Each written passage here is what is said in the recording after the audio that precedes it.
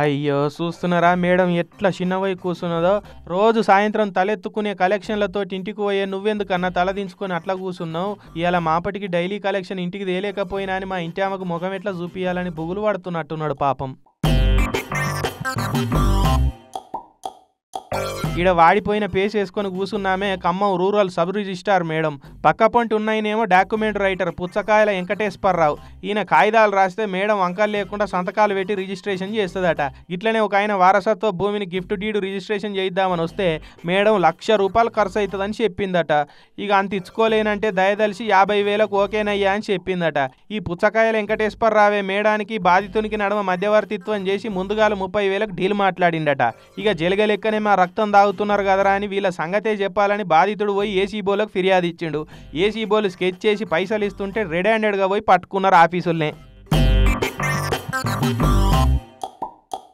పాపం చూడు ఏసీబోలకు దొరికే వరకు మేడం మనోస్థైర్యం షానే దెబ్బతిన్నట్టున్నది కదా. ఏం బొగులు పడకూరి మేడం, ఇసొంటి అన్ని మనకు కామనే. మళ్ళీ వారం 10 రోజులు సస్పెండ్ చేస్తారు కావచ్చు. గంతే. మళ్ళీ ఎక్కడైనా ట్రాన్స్ఫర్ చేసినా కూడా ఆడ కూడా వసూలు చేసుకోవచ్చు మేడం. రంది పడకూరి.